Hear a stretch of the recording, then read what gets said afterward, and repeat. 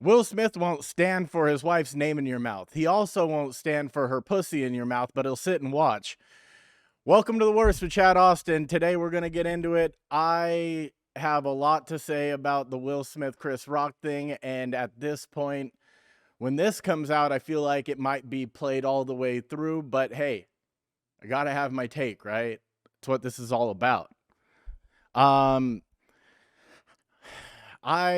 okay, so when this all happened, when Will, if somehow you live under a fucking rock and you don't know what happened at the Oscars last Sunday, Chris Rock was presenting for Best Documentary, and he made a couple, fairly fucking harmless jokes. And one of the jokes was he looked at Jada Pinkett Smith and said, "Jada, excited for G.I. Jane 2," or something along those lines. It was very simple because Jada's head is shaved. And Jada has had short hair, if not a shaved head, for half of her career. So no one, unless you watch whatever red fucking table talk it is, knew that Jada had alopecia. I don't think anybody actually knew that unless they follow her career, because I guess she's been talking about it. But either way, it's alopecia. You lose your hair, you're not fucking dying. So she can't take a joke. Will's laughing at first. He looks at her eyes roll. She's pissed off. And I instantly, Will thinks, if I don't do something right now, my wife's going to beat me when we get home.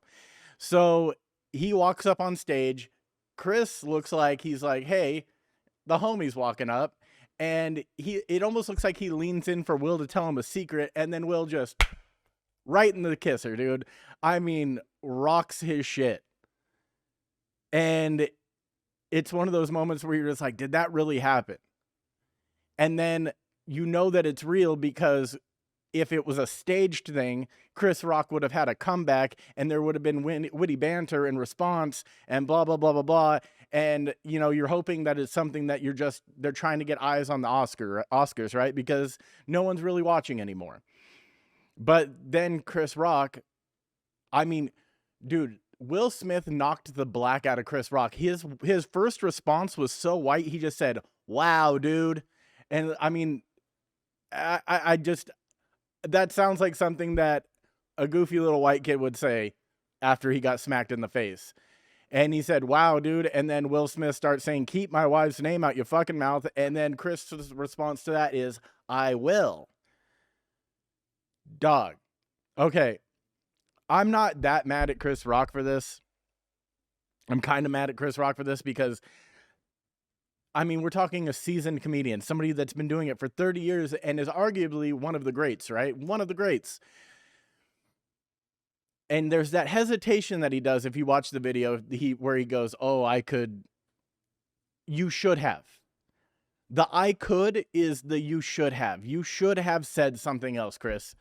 And I get it. I understand that you were trying to be professional because you want to continue a career in making, doing voiceovers for children's movies. You're a fantastic zebra. I love Madagascar. But the comic in you, which is 30 years of your career, it's more of your career than movie making. The comic in you must have been dying inside that you did not come back. And maybe it still is. So, Chris, in your honor, I have a couple more jokes towards Will that I'm going to share with you right now. I imagine if Will slapped his wife like he slaps Chris, she might stop fucking other dudes. A Low Down Dirty Shame is a movie that Jada was in with Keenan Ivory Wayans. Coincidentally, it's also what Will calls petting Jada's head while she sucks off her son's friends. Obviously, I just wrote these. I don't have them. Okay. When Jada said she had alopecia, I thought that was the name of another SoundCloud rapper she was banging.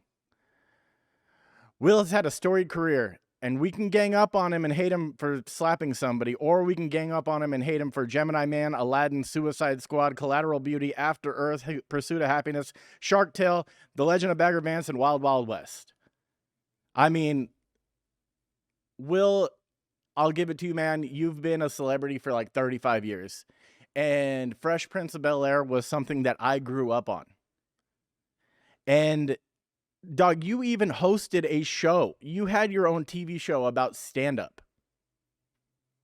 You brought stand-ups to Vegas to like, and it was, at the time I gave props to you because you brought a bunch of up-and-comers who were starting to get a little bit of limelight but needed a little bit more recognition. The type of recognition a person like Will Smith could get somebody. Now, granted, it was on like the Roku channel or something, so most people didn't fucking watch it. But you had some great people on that show. Shane Torres, Rosebud Baker, whoever else. Like, there was some really great young comics that deserved that credit.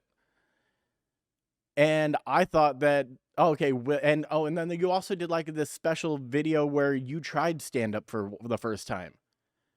I don't know, Will, you remember this? You remember how hard it is? You remember how difficult it is to be on stage and trying to get a laugh? Like, the crowd liking you is based on how much you can make them laugh. And also, okay, and it's not just that, guys. This is the biggest night in Hollywood, right? It is a bunch of multimillionaires jerking each other off. That's all that night is.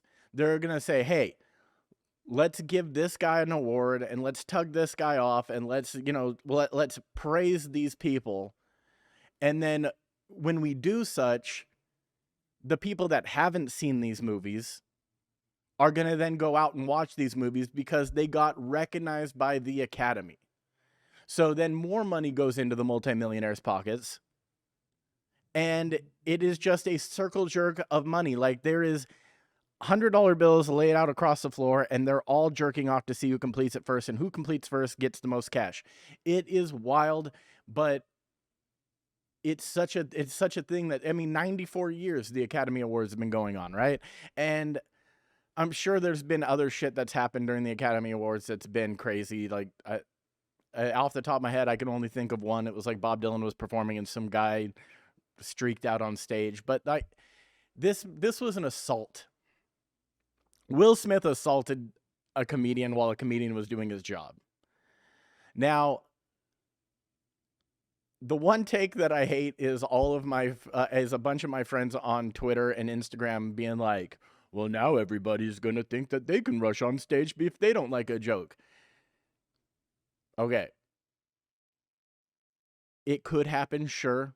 But also, guys, you have to have an audience first.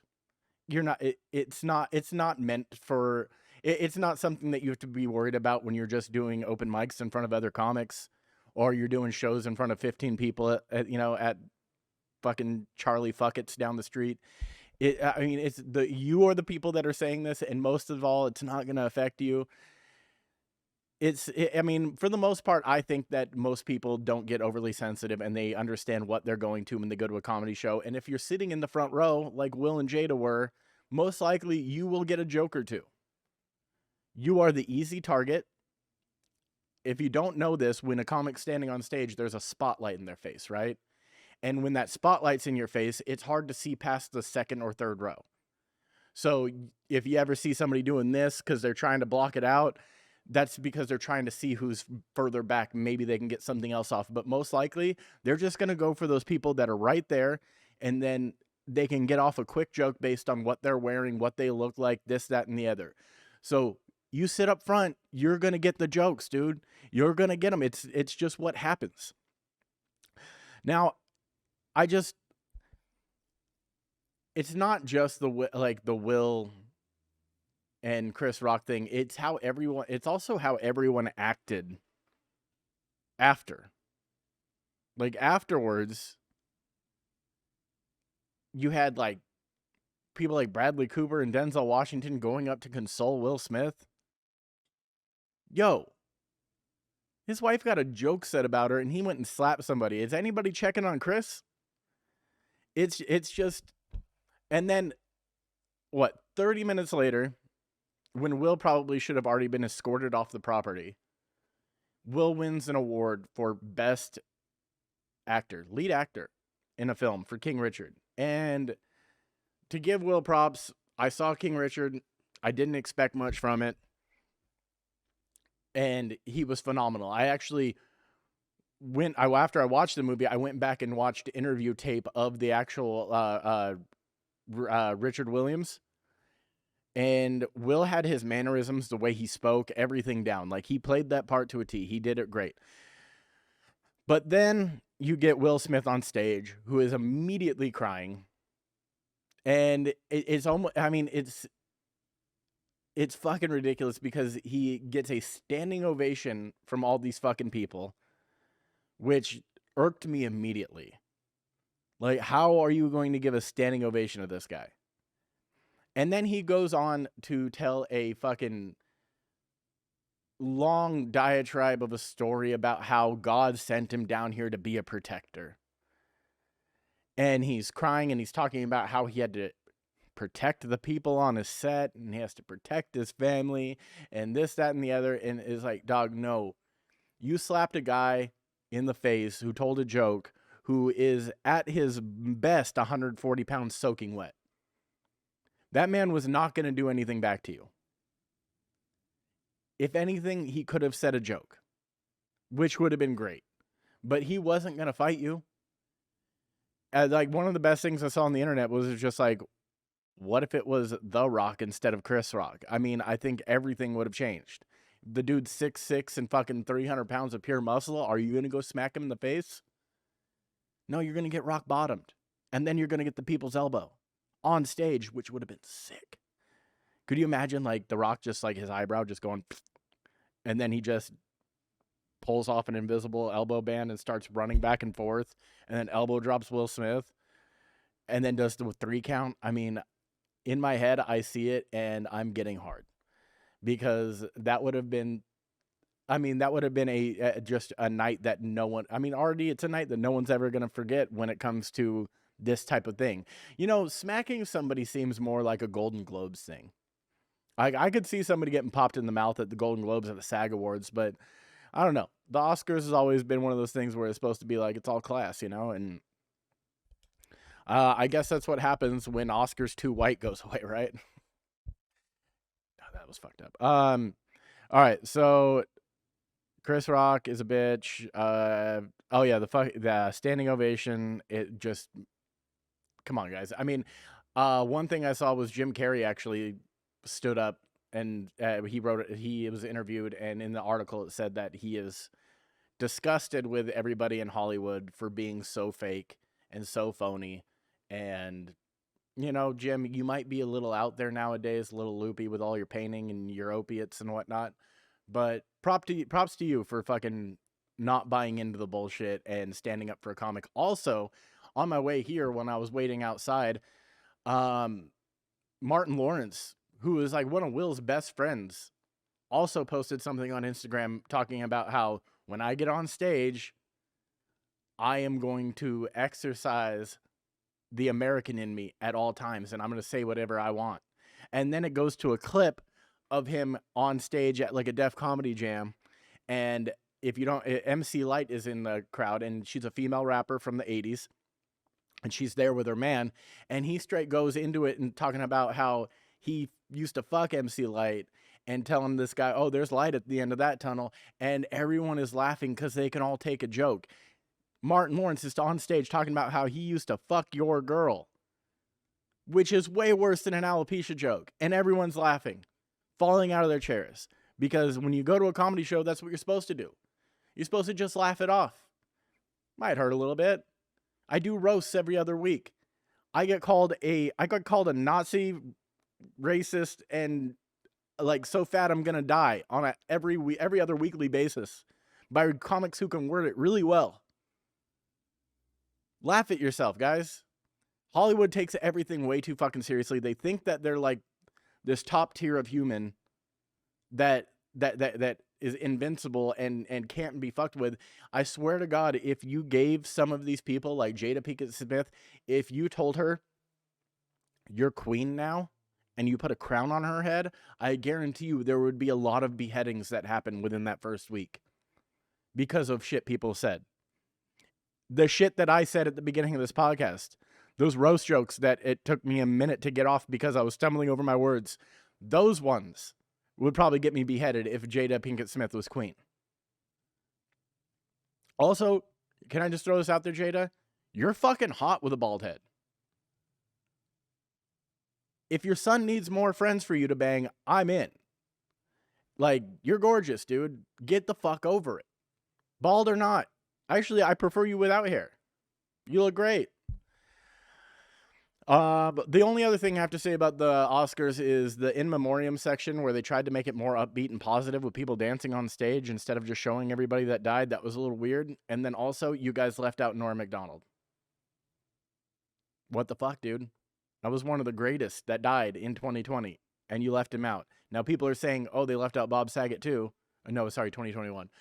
People are saying they left out Bob Saget too, but he technically died in the beginning of 2022, so he shouldn't even be in this one. But you left out Norm. And how fucking dare you? That's Norm Macdonald, dude. That is royalty right there. All right, let's move on from Oscars talk, because I'm sure everyone's sick of it by now. And let me get into something that I just discovered this week. Guys, there is a show on television. Well, it used to be on television, on Canadian television, called Degrassi High. Now, I'd never seen this before. I knew of it because of Drake. Everyone knows, like the nickname Wheelchair Jimmy, right? Like, he is a character. This is where he got his start. He started on Degrassi, The Next Generation, which is what they just added to HBO. Now, if I had more time on my hands, and because I can barely keep up with doing this as hard as I try, if I had more time on my hands, I would start a new podcast, a second show that would be just me getting really, really high and breaking down an episode of Degrassi every episode, because this show is fucking wonderful. It is so, every actor is bad. It's like, it feels like public access. The camera angles feel like it's like a film student. And I kid you not, the very first episode of the very first season was about pedophiles. Like, this show goes in a direct, and this was primetime television in Canada. This show goes to all of the places that American television would never go. And it's wonderful for it. Like, first episode is a 7th grade girl, and she's talking to some guy on the internet. And that's another, like, Canadians, they don't say like 7th grade or 7th grader. They say, oh, she's a grade 7, eh? And it like the little things that are like, and that's that. If I started the podcast, the little things that I would do was, anytime on the show they said something that was overtly Canadian, like a boot or sorry or you have to take another hit of whatever you're smoking and just get completely annihilated while you're watching it, and doing basically like a mystery science theater to it. Trust me, this show would be gold. And if you want to take it, just give me credit. Just give me creator credit, and it's all yours. So she's talking to some guy online, and she's like, oh my God, like, he's my soulmate. He gets everything about me. And one of the little homies is like, I don't know, dude. Like, you don't know this guy. It could not even be a kid. And she's like, what are you talking about? He's 16 and he lives in Winnipeg and blah, blah, blah. And then she gets a message. It's like, bam. He's like, I'm going to be in your town tomorrow. You want to meet up? And she's like, and her friend's like, don't do it, dude. It's shady. And she's like, it's not shady. And she's like, well, if it's not shady, then go tell your mom. She's like, I'm not going to tell my mom. She's not that cool. So then she sneaks out. And she goes and meets this kid because he's supposed to be on a school trip. And all of her friends are like, dog, it's summer. What are you talking about? There's no school trips. And so she meets this kid at a hotel. And she's sitting in a lobby. And then, what do you know? A fucking grown-ass man walks up to her. And he's like, hey, I'm Kevin's teacher. He's up in the room right now. We're about to have some pizza. You want to come join us? And she follows him up to the room. And basically, long story short, he shuts the door behind her and is like, if you scream, I'll kill you. And then he starts like rubbing her leg, and then all of her homies go tell her parents, and the parents show up. And this is the first episode of the show about middle school children. I am now like 13 episodes deep, and I've seen everything from I mean, election scandals to ecstasy abuse to child abuse. There's a scene where a dude takes his son just for hanging out with somebody he doesn't like, throws him on the ground and starts kicking him in the ribs repeatedly. It is fucking insane, dude. And then like one scene later, after like they wake up the next morning, the dad pretends like nothing happened and just hands his son like $500 and is like, "Hey man, I'm sorry. Here's, take this." He finds out the kid's still doing it, and the kid runs to his room and locks the door, and his dad chases him upstairs with a fucking golfing putter and starts smashing down the door trying to get to him. The kid jumps out the window. It is fucking insane, dude. This dad was gonna beat the shit out of his son with a putter. And I'm telling you right now, if you've never seen Degrassi, you should really watch it, because I have never had so much fun watching really bad television. I mean, I get home from work, I grab the weed pen from my wife, I take like 2 good rips, which sends me to the moon because I'm a fucking weakling. And then we put on Degrassi until it's time to go to sleep, and I just have the time of my life now. And I just want you to know that I'm living life to the fullest at this moment. But yeah, so it's so Predator. There's an episode about a teacher who might be fucking a student, and then the rumor mill starts going. I mean, and in the episode I watched right before I got here, one girl, Drake, Wheelchair Jimmy, calls a girl a slut. He's like, "You're a dumb slut." And I was like, "Fuck yeah, dude." And then another kid gets a boner, and they show it on television. These are supposed to be 14-year-old children, and they straight up show like he's wearing like track pants, and they straight up show like imprint, like engorged onto the pants. And it's just like, how the fuck do you get away with showing this? They're children. I might be giving you the best review ever, and I don't want you to be let down. I just promise you, if you go in there just knowing that it is a terrible show with really bad acting, you'll fucking love it as much as I do. All right. I'm going to make this one short today. I'm going to get into one more little topic, and then I'm going to get out of here. Actually, one more thing before that. I've been watching a lot of 80s and 90s action movies lately, and all I can say is that Steven Seagal used to be tight. Like, this fucking hand movement thing that he does, with that is his version of karate. I remember being a kid and being like, how do you beat somebody up and never move the rest of your body? And it really is a sight to see. So go back and watch like Hard to Kill and shit, because his acting's terrible. He thinks he's the coolest person alive, and it makes it really enjoyable as an adult. All right. So last topic is OnlyFans father and daughter. I don't know if anybody's heard about this, but a girl finds out that after a year of subscription, that the person that was subscribing is her dad. He was subscribed to both of her OnlyFans accounts for over a year before she realized it was him. And how does she realize it's him? Because he sends her a message, like a voice message, to play with herself, and she hears her mom talking in the background. Dog. What? So this made me think long and hard, because I have a daughter, and I was like, what kind of parent would I be if I found out my daughter had an OnlyFans? And immediately I thought, what's a better way to have her get rid of her OnlyFans than you being super supportive and cool about it? Like, dude, I'll subscribe, and then, I'll give you pointers. Like, it's, don't use the 13-inch black one. Most guys get upset by seeing something that big. And don't, if as long as you're being super cool and super into it, then she's gonna cancel her page because she thinks that I was doing this to rebel. And also, and for me, it would have to be a rebel because I'm a good father that's in her life. So there's no daddy issues, really. So, I mean, I don't understand. I mean, I obviously am joking. I would never fucking teach my daughter anything about using sex toys. But it's wild to me that this guy kept his subscription for like over a year without telling her. That's the creepy part. Like, if you subscribe and then make it known that it's you and then make her uncomfortable about having it, that's one game to play. But the whole, like, I've been subscribed for a year and you had no idea, that's wild, man. Now, we'll end it on that, and I just want to know if you want to shoot me a message and tell me how you would handle your child having an OnlyFans, I'd love to hear some results, because it's like 6 years away from my kid being old enough to do this shit, and we need to have a preemptive strike on these things. That's all for today, because I have to get to work. We're gonna do a short one. Hey. Thank you for watching The Worst. Are we all good? Okay.